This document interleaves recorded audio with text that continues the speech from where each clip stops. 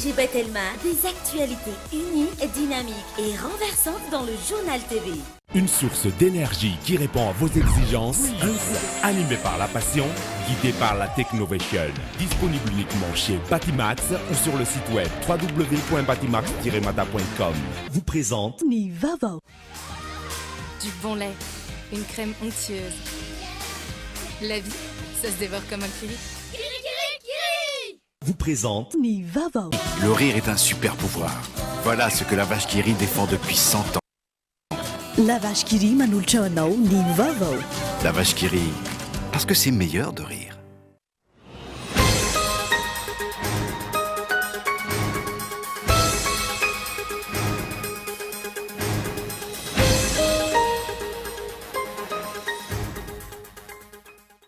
Fanamarana osoka saika amoana antsokosoko safira amin'ny tentina mahery ny 2 miliara ariary kasarina teny Ivato. Teratany Sri Lanka ny tompony antoka ary mbola nisy metaly hafa koa sarina niaraka taminy.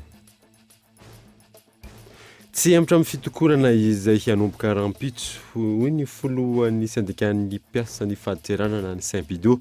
Tsy fangatahana fahasahondalana fa fampahafantarana no nalefa tany amin'ny prefektura Antananarivo raha ny fanazavana.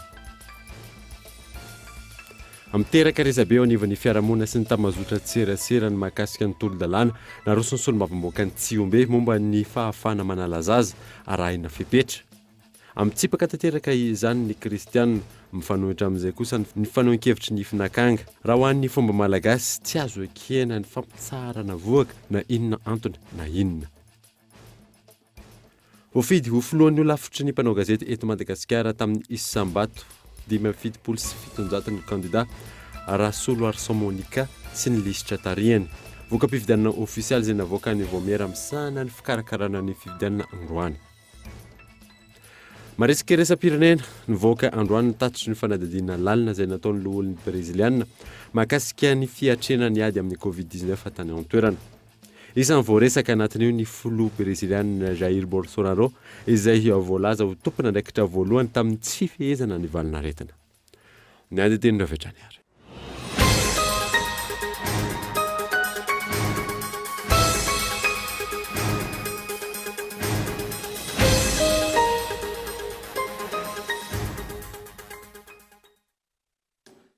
Miaraba tompoko lasy tompoko vavy tonga sondray eto amin'ny fotoana ny vaovao eto amin'ny Akolo TV ka manasanao ary anaraka izany hatramin'ny farany.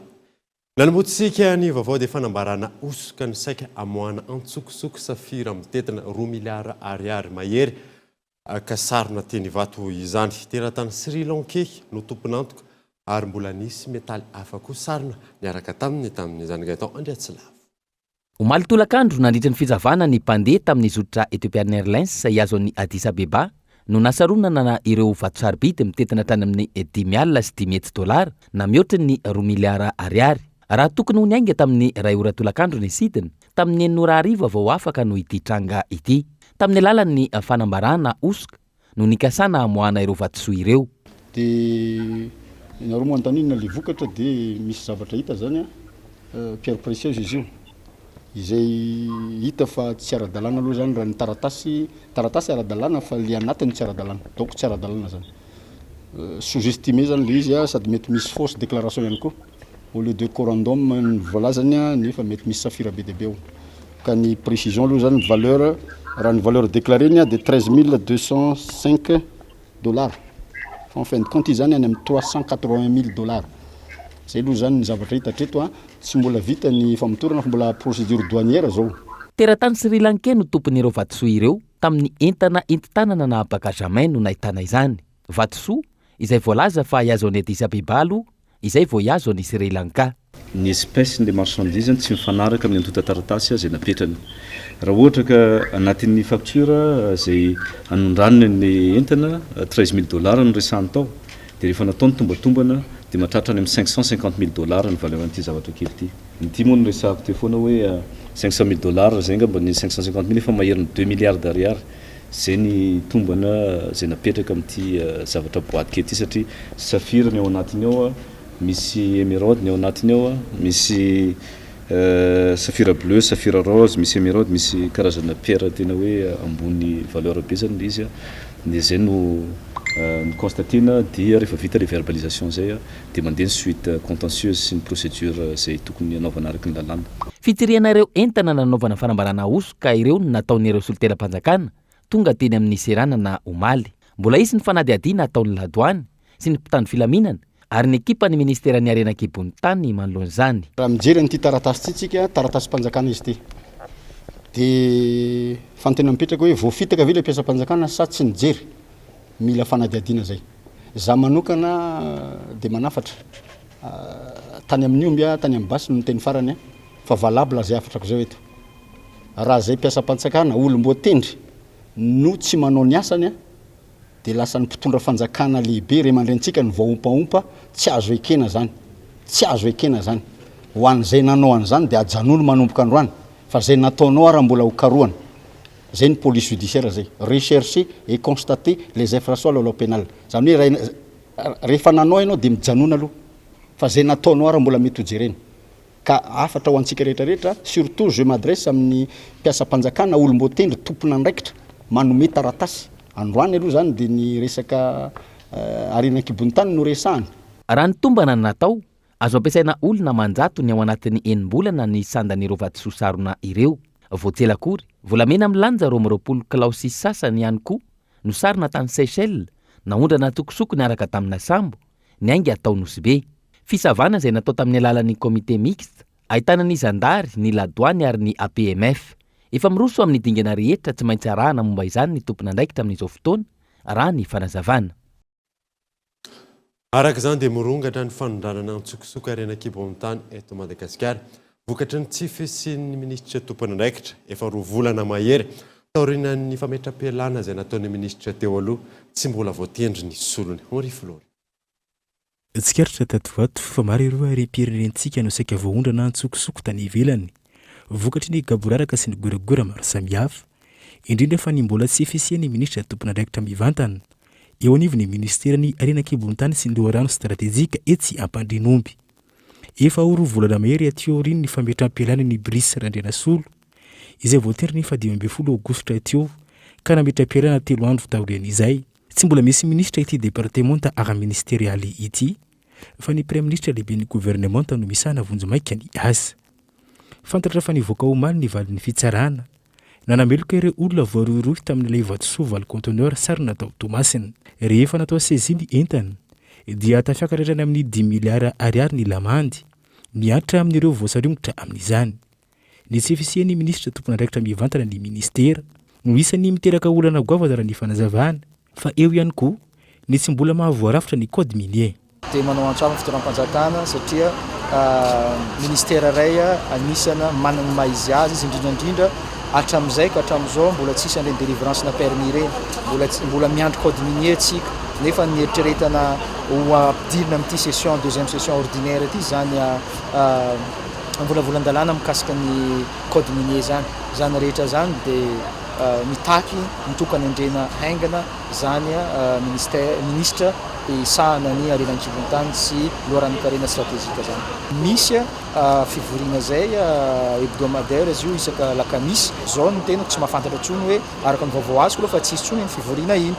Efa manontany tena ny tena hoe fa voarafitra tanteraka ve zany volavolan-dalàna zany sa mbola misy andrasa zany rehetra zany mampanahirana be no iantso misy prime ministre. Ankoatra ireo fikasana hanondrana volamena ntsokosoko, vatosoa maro ihany koa no saika voaondrana ntsokosoko raha tsy ilaza fa tsy nitranga nisy hoe omaly teny Ivato teny anivony seranam-piaramanidina.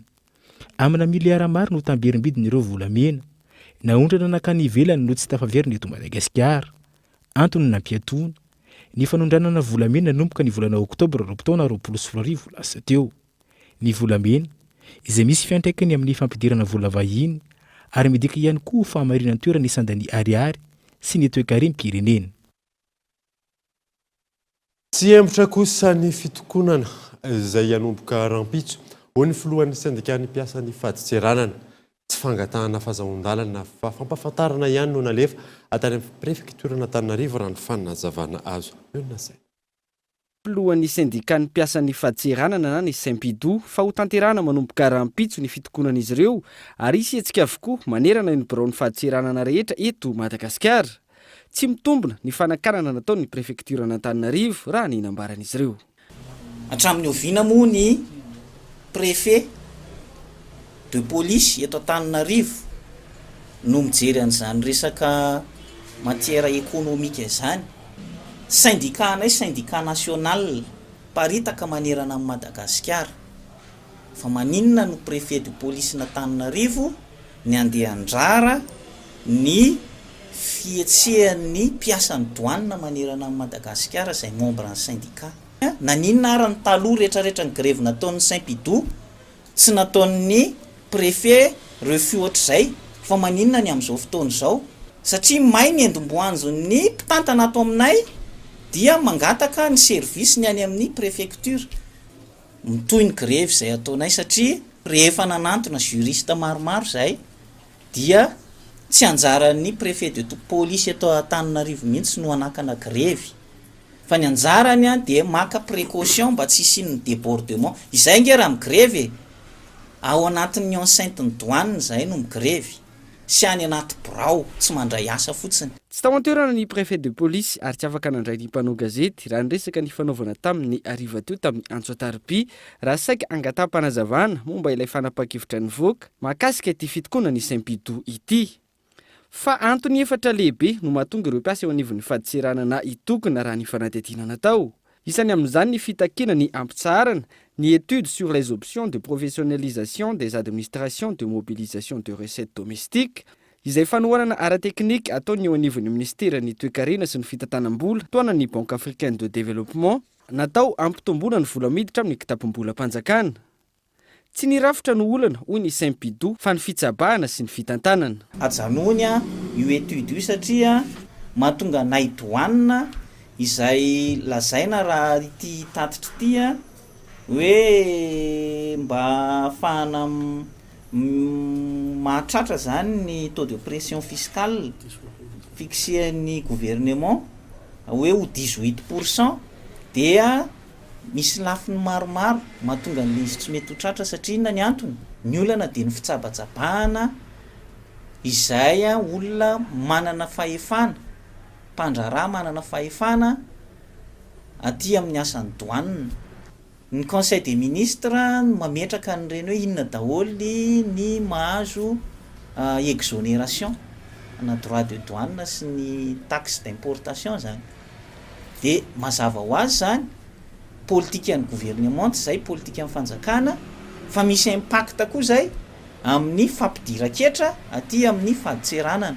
Recette nge miteny foana ny lehibean'ny administration isa-taona hoe tratra ny tanjony fantaniana petraka zany hoe inona le tratra ny tanjona raha ohatra ka mbola lazaina fa misy zavatra tsy mety any ao anatin'io. Ankoatr'io, isan'ny antony nahatonga ny Saint-Pidou itokana ihany koa ny fanehoana firaisan-kina amin'ireo mpiasa ny faditseranana izay nidoboka amponjam-bolana maro nefa tsy mbola notsaraina hatramin'izao noho ny antony tsy fantatra mazava. Eo ihany koa ny fijabany tompona ndraiky mpanjakana amin'ny fikambanana mahaleo tena izay najoro iahina ny mpiasa sy ny zokiolona eo anivon'ny faditseranana ary isan'ny teboka lehibe indrindra ny fitakina ny mangarahara amin'ny fitantanana ny gasnet.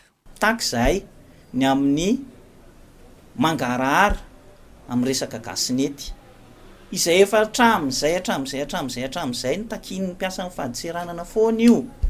Tonga teo moa ny stafy amin'izao fotoana izao tamin'ny 2019 roa taona sy tapany resahana foana fa tsisy valiny manao be marenina ny mpitantana ato anatin'ny administration manoloana n'ireo zavatra ireo dia zay no antony mahatonga anay mijoro mitaky an'io zavatra io. Andrasana ny fanazavana avy amin'ny ministeran'ny toe-karena sy ny fitantanam-bola ny amin'ireo fitakiana ny syndicat-ny mpiasa ireo. Ny Saint-Pidou izay ahitana mpikambana manodidina ny 700 amin'ireo 330 eo anivon'ny faditseranana hoy ny filohany. Araka izany, hikatona avokoa ny biraon'ny faditseranana rehetra manerana ny nosy. Isy ny service minimum ho an'ireo entana tsy maintsy mivoaka na eo azy ity fitokonana ity izay hanomboka haram-pitso hatramin'ny 17 oktobra izao. Araka ny hitantsika tao anatin'ny lohatenim-baovao teo dia niteraka resabe teny amin'ny fiarahamonina sy ny tamazotra tserasera mahakasika ilay tolo-dalàna naroso ny solombavamboaka ny Tsiombe momba ny fahafahana manala zaza arahina fepetra. Mitsipaka tanteraka izany ny Kristianina mifanohitra amin'izay kosa ny fanaoan-kevitry ny finakanga raha ny fomba gasy kosa indray tsy azo ekena ny fanatsaharana avoaka na inona antony na inona ny antarandriana io. Zavatra roa no tena tiany devoly apetraka mafy, famonoana sitrapona nikolaka ny zaza mbola tsy teraka, fampiroboroboana ny fiarahan'ireo mitovy fananahana. Sans corps sans droit, aza manao izay tsy makasitraka dia vita. De toute façon na interdit azy io misy manao foana ary be da be. Ampahany fanehoan-kevitra eny amin'ny tambazotra tserasera ireo mikasika ny ITG na ny interruption thérapeutique de la grossesse izay tolo-dalàna narosony asolo-bavambahoaka Masgoamalia eny anivon'ny anteny Merapirenena. Fampitsarana voka noho ny antony ara-pahasalamana ny tolo-dalàna napetraka io. Nambarany teo anivon'ny nifinakanga fa samy hafa tanteraka amin'ny fampitsarana voka tsotra ny ITG. Ny fahasalamana dia tsy hoe safidy izy io, fa misy ny vehivavy maro ary ny dokotera afaka miteny an'izany hoe misy karazana aretina maro, tranga maro mahatonga hoe mety hahafaty an'ilay reny ilay voka. Eo ihany koa no hoe hitantsika eo amin'ny fiarahamonina maro ny resaka fanolanana, ny fanolanana ataon'olopady izay mitehaka voaka indrindra ho amin'ireo tanora sy ankizy izay efa voan'izany fanolanana izany. Ny zavatra resahantsika izany eto dia resaka medikaly, resaka dokotera. Fa eo ihany koa no hoe omena safidy ilay vehivavy. Raha ohatra izany ka tsy mety aminao ilay izy dia tsy maninona fa afaka ajanona ho faty eo ianao. Fa raha ohatra kosa ilay vehivavy mangataka hoe vonjena dia anjaran'ny mpitsabo no malalaka mahita izany hoe inona zavatra tokony atao raha ohatra ka tena hafaty anazy. Eo ihany ny mipetraka tsara ny fepetra rehetrarehetra momba n'izany lalàna izany ary hita ao anatin'izany lalàna izany hoe inona daholo ny dingana, inona daholo ny fepetra izay manodidina izany interruption thérapeutique de la grossesse izay tena samihafa amin'ny fampitsarana voka tsotra. Resaka raha medikaly no resahantsika. Fanomezana lalana ny mpitsabo hanao ny fampitsarana voaka raha toa ka hahafaty ilay reniny ilay voaka entiny. Na ihany koa hita fa tsy ho velona na misy fahasamponana maro sy mavesatra ilay zaza ao an-kibo. Eo ihany koa ny fanomezana lalana ny vehivavy safidy raha toa ka voaka avy amin'ny fanolanana na fanolanana nataon'olopady ilay voaka hoentiny. Izay amin'ny ankapobeny ny votoatin'io tolo-dalàna io. Ho an'ny mpitana fomban-drazana, tsy azo ekena ny fanatsaharana voka na amin'ny endriny inona na amin'ny endriny inona ary sokajian'izy ireo famonoana ihany izany. Voalohany aloha dia izao an'ny gasy, ny zanaka no arena.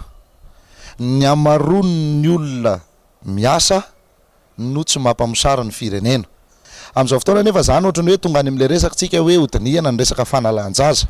Dia misy karazana teboka vitsivitsy resahany ao anatiny izany hoe misy hoe sampona le zaza, misy hoe tratra amin'ny fanolanana le reniny dia mitondra voka. Ka raha ohatra izany no hijerevantsika sy andraisantsika anazy, ohatrany hoe lasa misy eritreritra ve zany hoe rehefa sampona dia tsy mety tokony tifirina daholo ve zany ny clé maina sanatry ny vava ohatra sy ny olona rehetra manana fahasembanana raha hoe sampona le zaza dia tsy mety fa tokony hoe sorona. Fa maninona moa fa ny zanaka dia arena foana. Raha izahay mpitana fomban-drazana dia mitsipaka marin-drano ary tena mandahy fa tsy azo ekena ny fanalan-jaza na amin'ny endrininona na amin'ny endrininona. Raha misy ny olona minimikiry manao an'izany dia izany ny atao hoe fanetry be ho an'ny firenena fa mitehana ny asin'ny taranaka. Tsy tokony hafangaro kosa izany araka ny fanehoan-kevitry ny mpitarika fikambanana tsy miankina anontaniana ary nambarany fa mety hanavitra aina ihany koa. Misy manao amalgame manafangaro resaka mahakasika ny hoe araka ny fomba mampanao, ny finoana, ny kolotsaina malagasy dia hoe tsy manaika sy tsy mbola mirona amin'izany. Ny fahasalamana sy ny ain-dehibe no tsinjovina ao anatin'ilay interruption thérapeutique de grossesse satria olona voasikajy no ampiarana an'izany sy afaka manatanteraka an'izany fa tsy sanatry ny vava anoentina amin'ny hoe andeha hamono olona indray ve zany. Fantatsika moa fa 5,7 ny isan'ireo olona manao ny fanalan-jaza antsokosoko ngeto Madagasikara. Hitasika amin'izany fa tena zava-doza tsy roa aman-tany ka raha afaka manao ihany tsika dia aleo fehezina na asiana fefy ny fomba fanatanterana an'izany. Ho an'ny mpandalina ny Yama Malagasy hatrany, vaolana hafa no tokony jerena fa tsy amin'ny fampanarandalàna ny ITG. Fomba amampanao le fady rehetrarehetra ho an'ny vehivavy bevoka, ny fady rehetrarehetra amin'ny fotoana vao mampitsaika azy ao am-boka, fa raha voatandriny reny tsy misy ny zaza sampona, tsy misy ny zaza tsosokoditra. Raha resaka hoe fanolanana, fifehezana amin'ny fandriampahalemana no anton'izany, fa rehefa voafehy ny fandriampahalemana tsy misy zany rehetrarehetra zany. Raha miatra ohatra fotsiny reny hoe eloka 12 lomafaty zay tratra manao ratsy, tapao ny tendany, tapao ny tanany, tapao ny tongony, vinoy hatramin'ny vady aman-janany, fa ny tsy fahasahina manao an'izany eto amin'ny firenena no mampiroborobo mpanao ratsy. Amin'izao ara mbola tsy misy le lalàna, be dia be ny olona manala zaza, be dia be ny dokotera mahatombola, fa raha zany no mipetraka amin'ny asa ny tany sy ny fomba dia voafehy zany rehetrarehetra zany, tsy misy ny resaka ohatran'izany fa zay tratra dia misy sazy faran'izay enjana miatra aminy. Samy manana ny fijeriny azy araka izany ny rehetra. Raha tsy ahivina ny voka-panadihadiana totosain'ny Finakanga tamin'ny 20 septambra 2024 ka hatramin'ny 20 oktobra 2024, tamina olona miisa 777 tamin'ny faritany maro nanerana ny nosy kasika ny fanalan-jaza eto Madagasikara. Tamin'ireo nanambara fa efa nanala zaza 1,700 ireo kristianina avokoa. Ankoatra izay, ireo lasa lavitra kokoa tamin'ny fianarana no eo amin'ny laharana voalohany manao izany. Izany hoe, ireo mianatra eny amin'ny universite ny maheriny 700 ireo nanambara efa nanala zaza. Mianatra amin'ny ambaratonga faharoa ny maheriny 730, 7,750 ambaratonga fototra. Vitsy indrindra kosa ireo tsy nianatra ka niroso tamin'ny fanalan-jaza izay nanodidina ny 400 tamin'ireo nanontaniana. Lafy maovao hafa kosa indray dia ina isy fiakarana ny vidin'ny savony eto amintsika. Vokatra ny fampiakarana ny fanjakana ny aba alaina amin'ny fanafarana ireo akora ilaina amin'ny fanamboarana savony hatrany amin'ny €20 isanjato. Manao antsoava amin'ny fanjakana orinasa mpamokatra manoloana izany. Henri Flori. Avy amin'ny akora fanamboarana savony izay afiarana avy any ivelany, antsoina hoe Bondillon avokoa. Ny 70 isanjato ny savony mitobaka eny an-tsena amin'izao fotoana izao.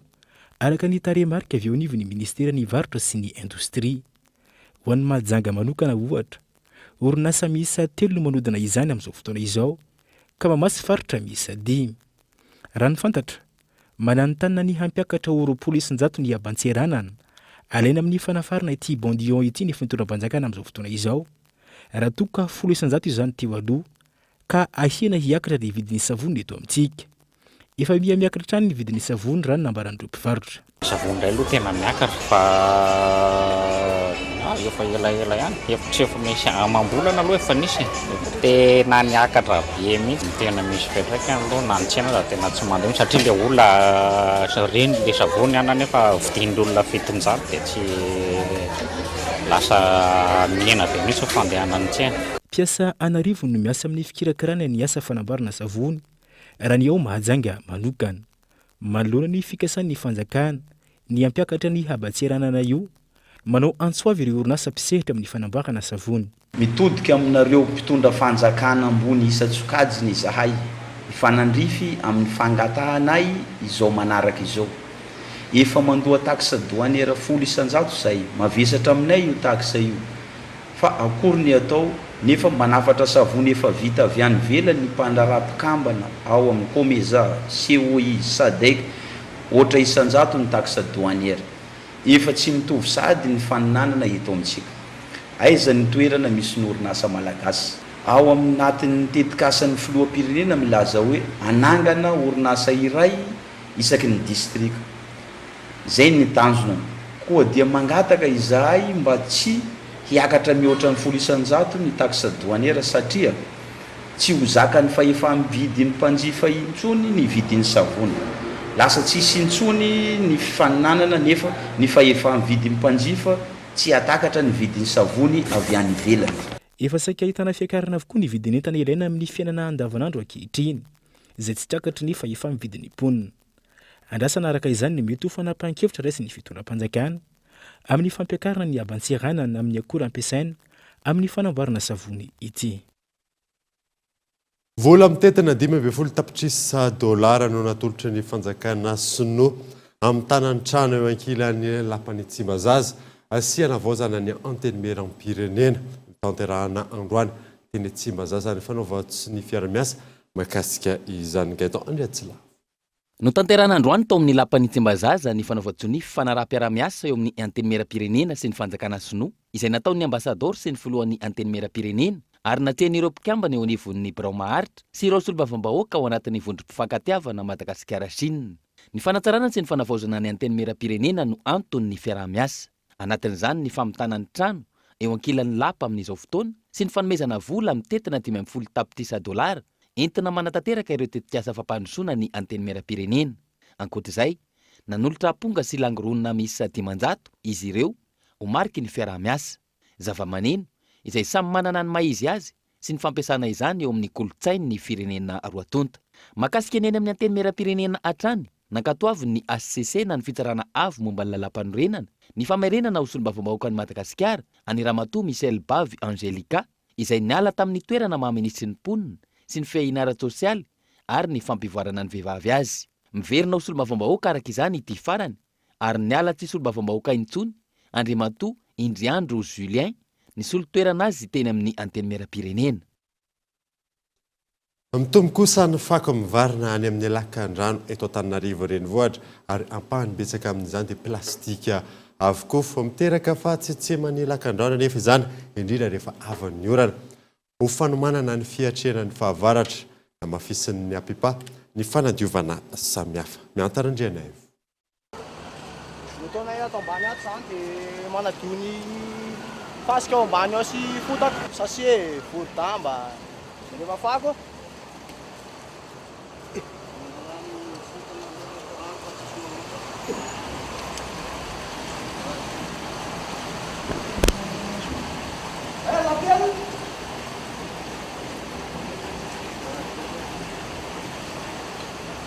Mahatratra mandidina ny 500 ka hatramin'ny 700 metatra toratelo isan-kerinandro ny fako voaroaka ny apipa amin'ny lakan-drano sy ny station de pompage eto Antananarivo. Mitombo hatrany io raha ny fanazavana, indrindra ny fako plastika. Isan'ny mampiakatra ny rano rehefa fotoana ny rotsakorana nefa izany. Fiomanana sy entina isorohana ny fiakaran-drano rehefa fotoam-pahavaratra manoloana io no mamafisiny teo anivon'ny apipa ny fanadiovana atao ankehitriny. Miteraka olana lehibe tokoa reny amin'ny fivarina amin'ny rano, indrindra fa amin'ireny tatatra kely sy ny fantsona izay mitondra ny rano makatỳ amin'ny station na ihany koa makany amin'ireny lakan-drano lehibe. Noho ny anton'ireny plastika sy ny sachet ireny dia izay mbola tsy foana eto amintsika mbola mitombo aloha mbola mitombo azo lazaina mitombo satria na ny fitombon'ny plastika, famokarana ny plastika sy ny sachet sy ny fako eny an-dalana. Ilay izy tsy voatery ny any anaty lakan-drano io fa ny eny an-dalana ary dia ireny matetika tsofin'ny rivotra sy fafana makany anatin'ilay lakan-drano dia mahatonga fahasahiranana ihany fa miezaka ny ampandehan'ilay milina foana izay.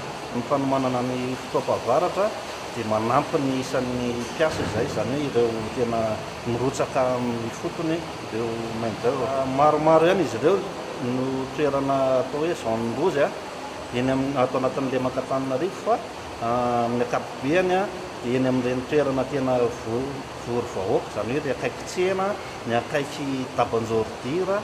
Tompona andraikitra amin'ny fahatsetseman'ny lakan-drano rehetra ary miainga amin'ny fahatsapatena tsirairay no ahafahana mafehizantra ny fanazavana. Ny zavatra tsikaritra nay teto zao hatramin'ny nanadiovanay zao dia ordure ménagère zany ankoatran'izay fako arian'ny olona satria ity tatatra ity zany mandalo tanàna. Rehefa mandalo tanàna ohatr'izao zany ny tatatra dia lakan-drano dia misy fako be foana zany, misy risikana fako foana. Izay mba natanana ny vahoaka Antananarivo zany mba nianana izay fadiovana izay. Nefa na dia zany azy dia tsy maintsy miezaka ny apipa satria izay ny asa nomen'ny fanjakana azy amin'ny asa fanadiovana. Ny fanentanana zany mba entinay avy amin'ny apipa zany ho an'ny vahoaka Antananarivo dia ny mba hovaina ilay toe-tsaina tia mandotondoto zany. Mba hanana tanàna madiotsika zany. Tsy aivina, miisa enina ny station de pompage isanana ny lemaka Antananarivo. Anatin'ny fotoam-pahavaratra kosa no tena hiasan'ny station de pompage Ambodimita. Tokony samy andray ny andraikan'ny ministera tsirairay manoloana ny fitombon'ny toron-tanety eto Madagasikara fa tsy maharaka ny ministeran'ny tontolo iainana. Ho an'ny parika Akarafantsika manokana olona iray no voasambotra ary mbola mitohy ny fanadadiana amin'izao fotoana izao.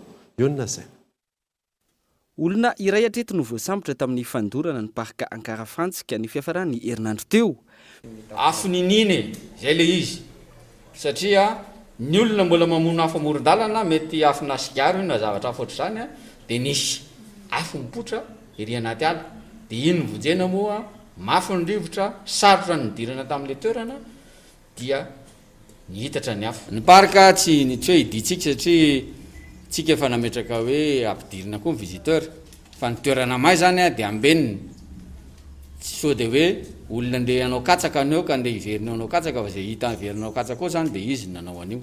Efa nisy ny tsitsika natao niarahana tamin'ireo ray aman-dreny ara-drazana sy ara-panjakana tamin'ny taona lasa isoroana ny tranga tahaka izao saingy tsy nahasakana ny doro-tanety izany. Ankoatra ity niseho ny faran'ny herinandro teo ity fialaran'ala 203 hektara no may ny volana septambra teo tao amin'ity valan-javaboary ity hatrany.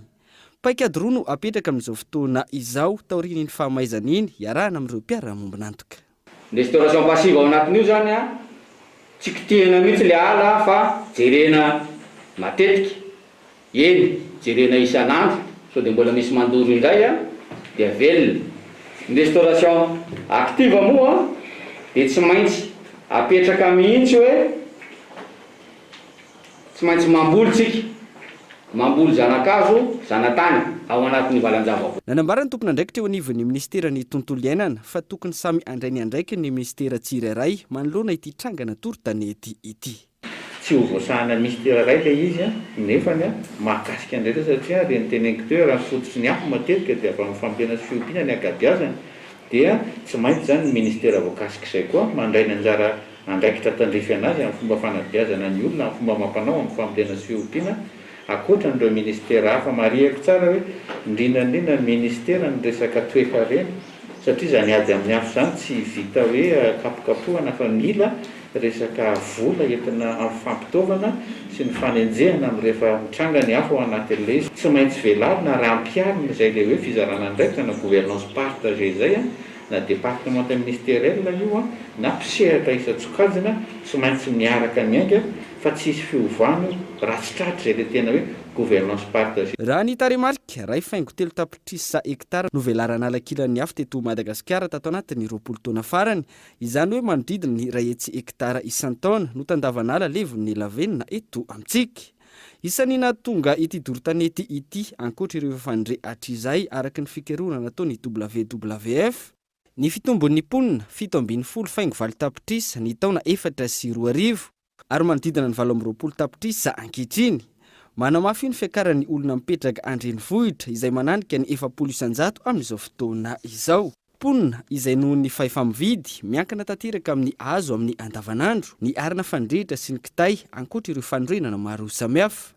Tsy maharaka io fitombon'ny mponina io anefa ny fitombon'ny tandavan'ala fa ny hazakazaka ny fienahany ankoatra ireo doro-tanety sy fitrandrahana tsy ara-dalàna amin'ny endriny maro samihafa. Isan'ny olana ihany koa araka ny nambarany WWF ny fiovaovan'ny olona mitantana ny andraikitra ny ministry ny tontolo iainana ka tsy misy ny politika antonony sy lavitrezaka amin'ny fikajiana ny tontolo iainana sy ny fambolekazo eto amintsika. Tsy nisy ihany koa ny fitohizan'ny fitantanana ny raharaham-panjakana na ny continuité de l'État fa izay tonga mametraka ny politikany. Raha ny zava-misy ankehitriny tsy ho azo idivirana ny fambolekazo saingy tsy tokony ho atao ambanin-javatra ihany koa ny fiarovana sy ny fitantanana ara-drariny ny ala sisa ampelantanana. Tokony ho isan'ny amehana eto amin'ny firenena ny raharaha doro-tanety fa tsy ho kabary ambony latabatra fotsiny ihany ka ho tany karakaina ny ho tanin-janaka. Tahaka mahazatra anaraka dokavatro isika meloha ny idirantsika ny tapany faharoa ny vaovao rehefa avy eo ary.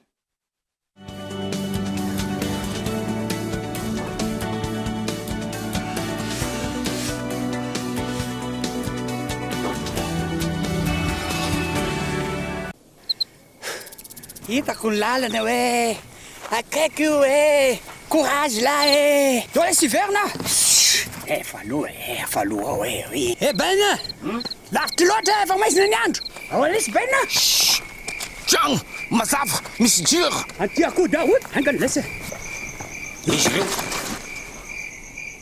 mandrosa tia mazava mazava be atao aminareo e normal zany fa iah mampiasa mibalika ao masisa Omi 600 jiro antona roa jiro tuba roa ary jiro misy détecteur de mouvement iray ary mbola misy fahitalavitra 32 poussage de coup mbalik mamiratra no aviko.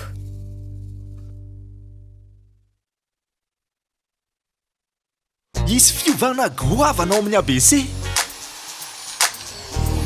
amin'ny 9 oktobra ho avy izao ahitana lalao Stambola ary karazana tolotra tsy ampoizina ho avy tsy ho ela.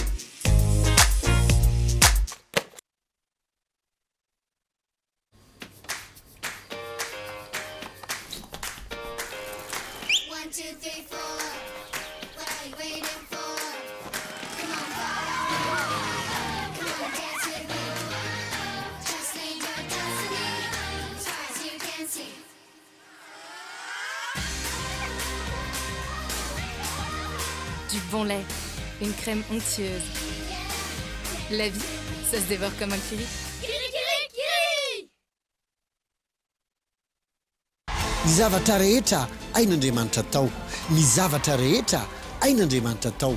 Tout est possible avec Dieu. Na renina izy nandritra ny 5-7 taona, zany hoe sofiny akavia tsy nandeha nandritra ny 5-7 taona, ary amintsika amin'teny zao nandre le sofiny. Nanomboka tamin'ny taona 2013 zany izy dia tratrany AVC, dia tsy afaka nandeha ny tongotra. Fotoana afaka lehibe iarahanao amin'ny fiangonana evangelika Saigny etsy amin'ny Collégium Atsonjombe Analamahitsy. Ny asabotsy 7 ny volana oktobra ho avy izao manomboka amin'ny 7 sasany maraina mandritra ny tontolon'andro. Hitondra ny tenin'Andriamanitra sy hivavaka anao amin'izany dia ny lehilahin'Andriamanitra Bishop Patrick Andrianarivo. Iteny fotoana andraisanao sy ahitanao herin'Andriamanitra mahery vaika hanova ny fiainanao, hanasitrana ny aretinao, hanao fahagagana izay tsy takatry ny sainao. Ny zavatra rehetra ain'Andriamanitra tao. Ianderantsika amin'izany Pepe Saigny Jones Band. Tongava maro fa tsy afaka ny siova ny fiainanao, tsy mitory tsy misy provy izany.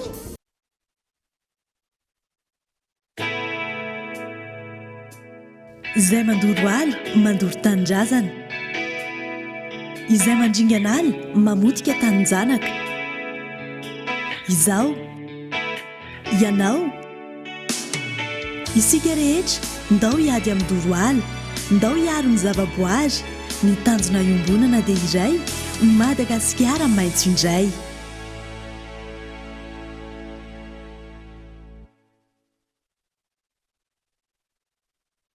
Mienatra midina dia fapolisan-jado paysan ny tahany Zanabola raha indram-bola atao amin'ny Baobab Banque Madagascar sady maimaimpona ny sarany fikarakarana ary arotsy ary ireo tombotsoa maro be ahafahanao manatanteraka sy mampandroso ny vinanao. Voakasika avokoa ny sehatra asa rehetra, ny fitaterana, ny fahasalamana, ny mpiasa birao, ny fianarana, ny varotra sy ny sehatra maro samihafa. Manatona ary ny maso-ivo Baobab Banque Madagascar fa aingana dia hivoaka ny volanao.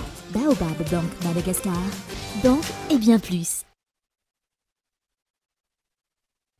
Azafady kely ange, tena tsy manofy ianareo ka.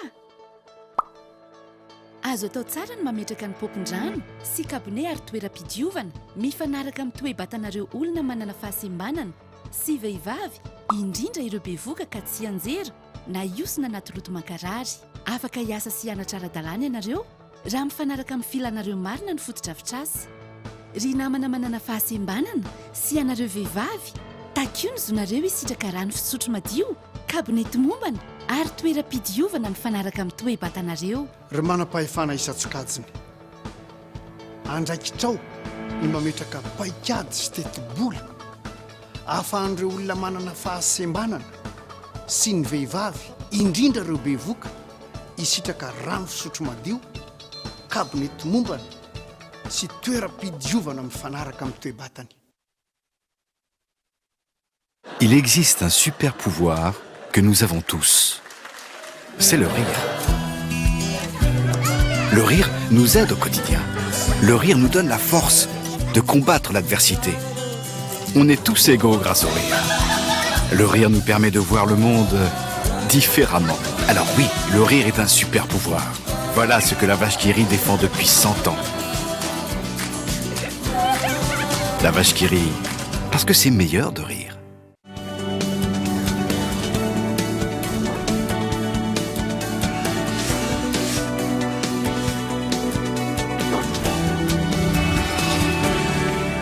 manambahiny sampana fampalalam-bavao amin'ny ity alina ity tsy zafa entso avy eo amin'ny vony robot events miarabanao tonga so atao anatin'ny fampalalam-bavao araky ny zay entsika zay dia events karakara etsika inona ny etsika zay karakarainareo atsoatsy faly miarabantsika rehetra misaotra ny ekipany Coltivy mandray ana eto entso avy eo amin'ny robot events ihany misy ny etsika karakarain'ny robot events salon de et des technologies innovatrices ao amin'ny hôtel Le Pavé Antaninarenina ny sabotsy ho avy zao 3 sy 4 oktobra dia ny vidim-pidirana 2 ariary. Inona daholo ny zavatra ho hita ao anatin'ity etsika karakarainareo ity? Ny etsika hozaraina amintsika amin'io fotoana io misy ny exposition technologique le izy fampirantiana ny tetikasana mpianatra momba ny robotika, informatika, elektronika ary misy ihany koa ny conférence izay fampizarana amin'ny besin'ny maro, conférence fampiroboroboana ny tontolon'ny numerika sy ny teknolojia, izany hoe misy olona matianina zany mifampizarantsika hoe inona daholo no asa azo atao anatin'izany tontolo izany. Dia misy ihany koa jeu sy animation, misy lalao zany iarahana amin'ny fotoana io, misy ny question pour un champion, misy ihany koa simulation de vol iarahana amin'ny Malagasy Flight Simmers, misy ihany koa ny réalité virtuelle miaraka amin'ny contrôle VR ary maro isaka asany, lalao maro isaka asany no iarahana amintsika dia irina mba ho afinaritra ny fiarahantsika amin'ny fotoana io. Inona ny tena hoe tanjonareo sy ny cible nareo amin'ny ity etsika karakarainareo ity? Ny tanjonay moa zany dia ny tanora no voalohany indrindra satria ny lohan-kevitra hoentinay amin'ity salon de la robotique ity andiany voalohany moa izy ity dia ny lohan-kevitra hoentinay amin'io ny tanora malagasy misehatra amin'ny asa fampandrosoana dia ny tanora malagasy zany no tena hoentaninay mba ho tonga amin'ity fotoana ity. Eo ihany koa ireo olona rehetra professionnel avy any amin'ny orinasa ihany koa mba hijery ny fahaiza-manao ny tanora amin'ny fotoana io. Ny amaranantsika anazy ary afaka alefanao hoe fanentanana mahakasika ny etsika. Alohan'ny fanentanana tsara no misaotra sy manolotra ny fankasitrahana an'ireo partenaire rehetra sy ny sponsor izay miara-miasa aminay amin'io. Dia tsy adinao anatin'izany ny Telma Madagasikara sy ny BGFI Banque Madagasikara dia ao ihany koa ireo partenaire isan-karazany izay misehatra ao amin'ny teknolojia, ao ny Malagasy Flight Simmer, Contrôle VR, Infinity Creative, ny GSI University, ny Club Robotique Madagasikara, ny Skills, ny Tsena Express, ny La Plume, ny Havana Hub. Dia raha soantsika rehetra ary mamena ny fanentanana tongava amin'ny Le Pavé Antaninarenina ny sabotsy sy lahady avy zao 23-24 octobre fa misy ny salon de la robotique et des technologies innovatrices. Ankasitrahana ianao nitondra fanazavana mahakasika nyity salon de la robotique et de la technologie innovatrice ity.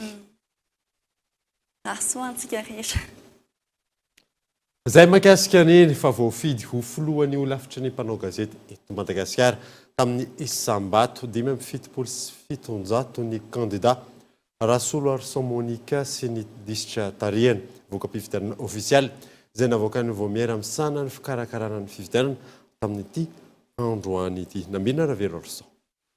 Ny voakandroany voka-pifidianana ofisialy ho an'ny filohan'ny ho lafitry ny mpanao gazety eto Madagasikara lany tamin'ny isam-bato 577 ny candidat tokana Rasolo Arson Monica sy ny lisitra tarihiny nahatratra 420 faingo 120 isanjato ny tapandraisana anjara. Mpanao gazety voasoratra anarana 7,5 mpanao gazety Nandatsabato 7,7 vato fotsy sy vato maty 4,90 am'zato.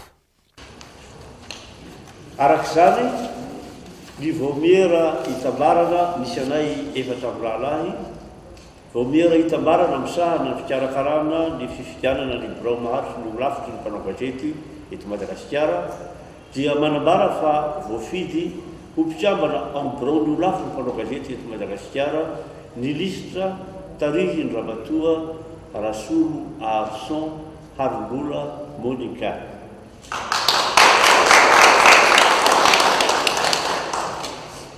mandray ny asany avy hatrany ny biroany olafitry ny mpanao gazety vaovao aoriana ny ty famoahana amin'ny fomba ofisialy ny vokatra androany ity hoy ny CBC na ny avomera hitambarana misahana ny fikarakarana ny fifidianana ary avonina ny iara-iasa amin'ny mpanao gazety ity filohan'ny olafitry ny mpanao gazety vaovao ity raha ny nambarany.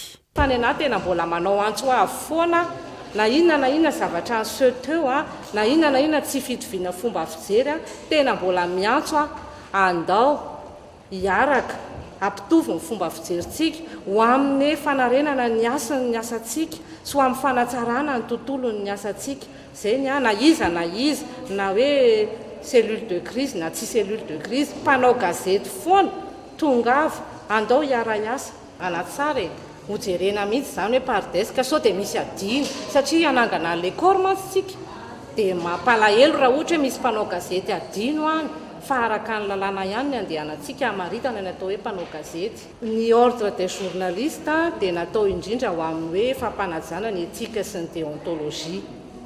Raha toka ao anatin'ny fanajana tsara ny etika sy ny déontologie ny mpanao gazety ary tokony izay ny adidiny sy ny andraikiny.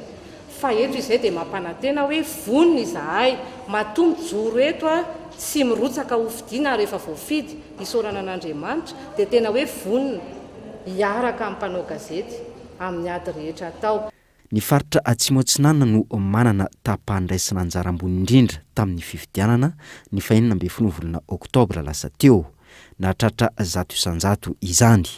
Tamin'ny taona 2014 dia 7,5 tamin'ireo 3,9 voasoratra anarina no tonga ny fidy izany hoe 7,3 ny tapahandraisana anjara. 7,7 no anifidy ny filoha tamin'izany na 3,3 ny mpanao gazety. Taremarika fampitahana navoaka ny voamera hitambarana nandritra ny famoahana ny vokam-pifidianana ofisialy androany. Tontolo ny bola kitra kosa indray dia tsy hatrika ny lalao miverina ny zoma izao any Angola ny CFF andorany fotsy hony filohany androany fa leo ananganana kianja sy centre de formation ho an'ny mpilalao ny vola efen'izy ireo ihany koa nefa ny sazy zato tapitrisa ariary ho an'ny CAF sy ny Interclub Angola. Iona saina. Tsy afaka natateraka n'ilay match retour any Angola ny centre de formation de football anandorany fotsy. Rehefa vita ny fifaninanana tamin'ny alahady dia niresaka ny filoha hoe ampinareo makany Angola fa nahafinaritra ary tena afapo tamin'ny endri-dalao. Fa rehefa nalaina amin'izay ny tarifan'ny affrètement izay tokony atao dia 744 millions d'ariary ny frais andehanana ho any Afrika. Ahoana ny eritreretintsika hiala n'le 4 milliards ve raha io ny herintsika nantanina mpanazatra ny teny mbola tokony ho azo ny victoire any fa ny ahazo ny qualification mety sarotra nanapa-kevitra ary fanapa-kevitra zay ho an'ny commune sy ho an'ny tombotsoan'ny boakely zay mbola tokony hianatra ao anatin'izany baolina kitra zany tsy fitiavan-tena alaotsika araranga manana an'izay kianja zay amina valerana 4 milliards maherina dia apetraka ny ampipo na dia fanirina reny ny hiatrika ny lalao. Araka izany mifarana hatreo amin'ny lalao mandroso ao anatin'ny ampahenam-ben'ny folondalana amin'ny fifantsanana hiadina ny amboaran'ny CAF ny tiany ity solotenan'ny Madagasikara ity. Tsy hiatrika ny lalao miverina itsony fa aleo anamboarana kianja sy toeram-piofanana eny avoloany vola saika hiatrehana izany any Angola. Ho raisiny kluba antanana ihany koa ny fanefanany sazy izay azo vokatra izao fialana andaharana izao. Fansazy $15,000 ho an'le club les visiteurs teto zany dia $10,000 ho an'ny CAF.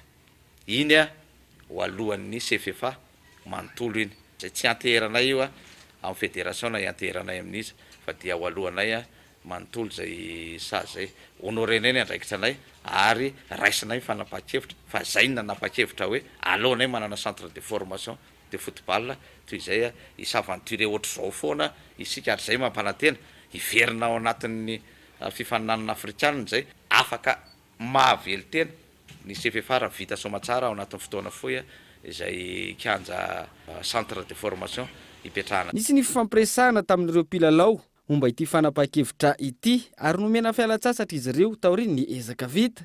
Tsy aivina ny zoma ho avy zao ny tokony ho tanterahana any Angola ny lalao miverina hifanandrina ny centre de formation de football Andoharany fotsy sy ny Interclub Angola. Nisy olo-tenan'i Madagasikara izay niondrika tamin'ny isa 3 noatra tetsy Mahamasina ny alahady teo.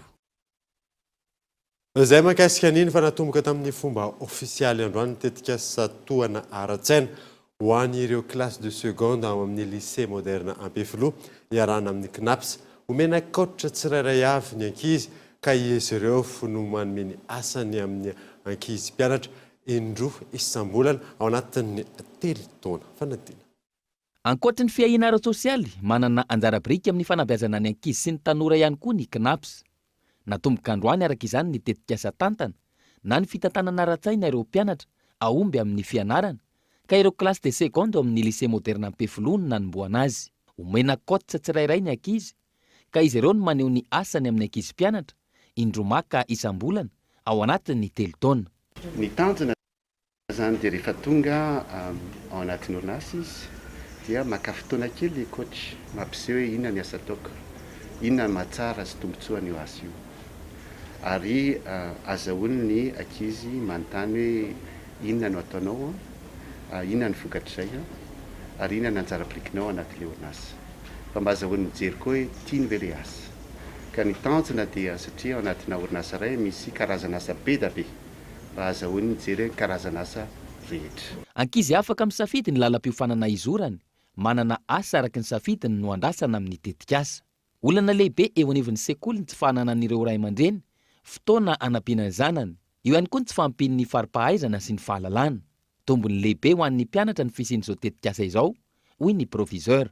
Manomboka izao zany dia manana mpiantoka ara-tsaina ilay ankizy mba hanampy azy amin'izay tiany atao rahatrizay, satria izay mitako hoe tsy ampy.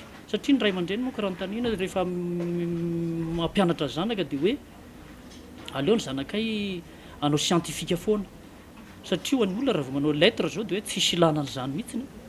Fa rehefa tenenina izy hoe afaka manao magistrany io, ireo no miasa eny amin'ny HCC, ireo manana afaka manao ny administrateur civil, dia gaga izy hoe hay ve le seria koa afaka manao an'izany.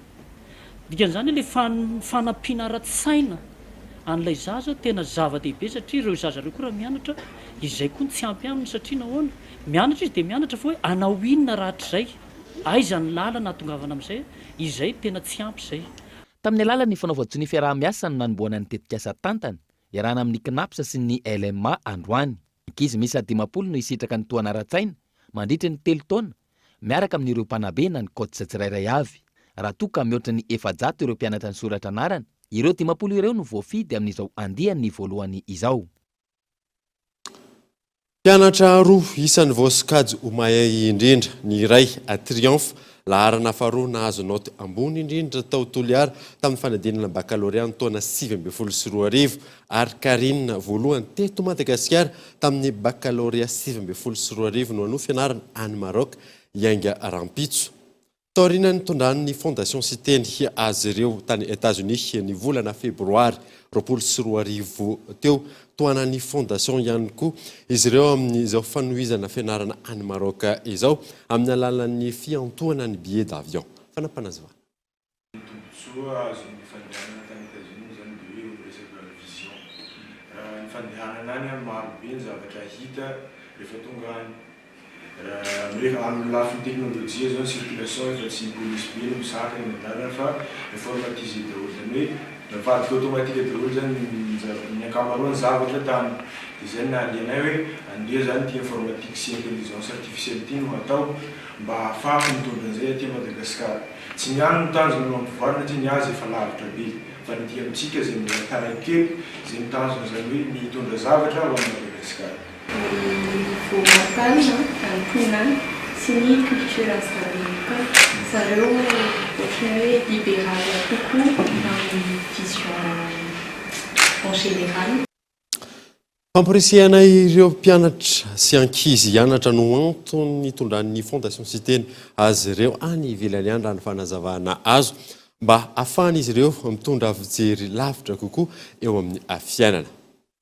Fa ny an'izantsika ny vaovao kosa indray dia fanatsarana maro no andrasana amin'ny fandraisan'ny commune ny fitantanana ny parking eto Antananarivo raha toa ka eziparika amin'ny tantana izany tany aloha antony itombony vola editra amin'ny commune tsy ampy kosa ny fanentanana izay ataon'ny tompony andraikitra amin'ny fakana ireo tike fanadiny ala ranefso.